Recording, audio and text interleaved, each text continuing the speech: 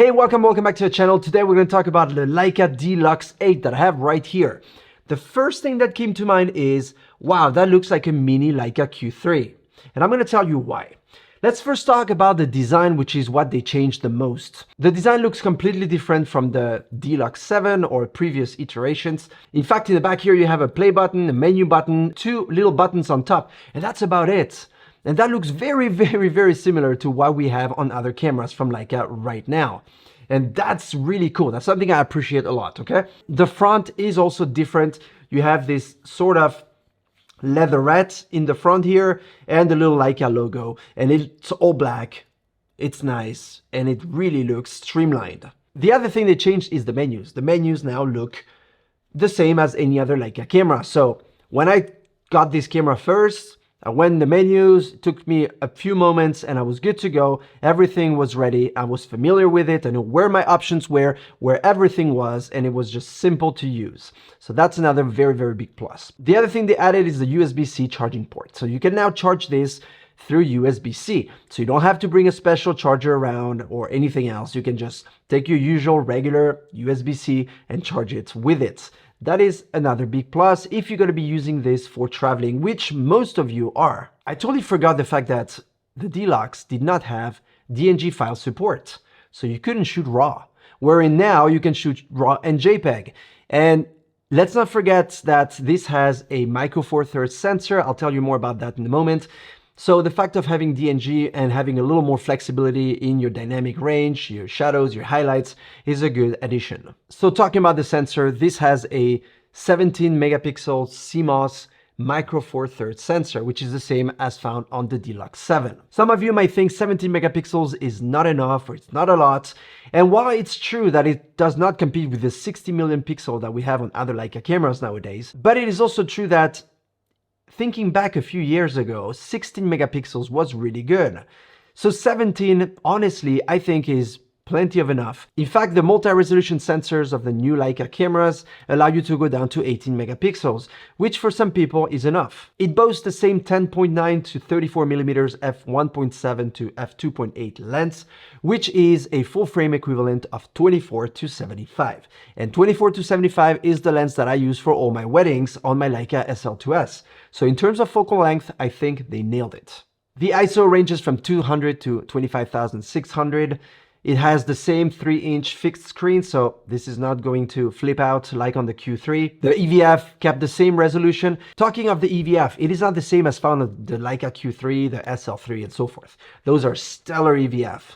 But for the size, the price, and the type of camera, I think the EVF is more than okay and acceptable. And I started enjoying it, actually. They include in the box an on-camera flash, a little flash that you can use to shoot either if you want to open the shadows a little bit, or if you just want to do that specific look with on-camera flash, you can do so. And that is great. I didn't get it with the camera when they sent it to me, but it's good to have. Now, what I did do is, because there is a hot shoe mount on top here, I decided to take a few shots of myself because I didn't have a model for the time being here in the studio. So I set up two light setup, two flash. Let's now talk about weight for this D-Lux 8. It weighs 397 grams as compared to 403 grams for the D-Lux 7. That is a whopping 6 grams difference between the two.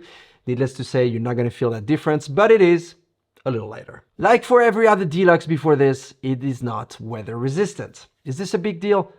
No, it isn't, at least not for me. Unless you actually live or work or are going to shoot in a very humid and or very dusty environment, that should not be a deal breaker. There is a macro mode on the side here. It says autofocus with a little flower next to it, the macro sign.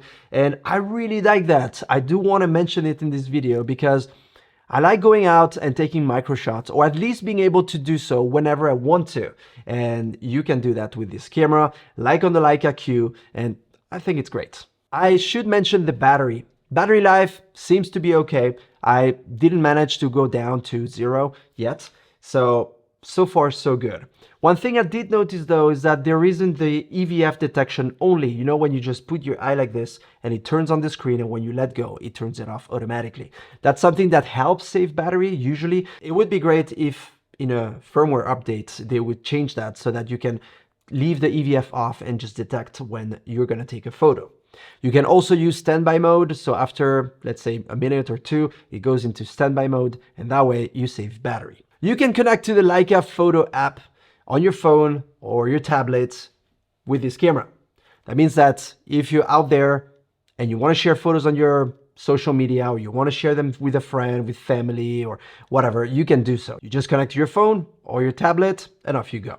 That is a great feature for a camera that's supposed or that's aimed towards bringing it with you everywhere and just having it with you as a pocket camera. Now let's talk about the quality of the photos, shall we? I think the quality of the photos is good. I think it's very good, actually. I was surprised and good. When I took this camera at first, I don't know, I was a little skeptical in terms of image quality, micro four third and so compact and so forth. But in the end, really, I don't notice the fact that it's a micro four third camera, really, if you see what I mean. I think it's very good. The quality is great.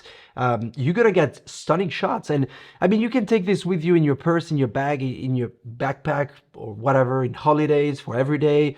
Take it with you anywhere, and it's a great companion, I think. It will take great photos.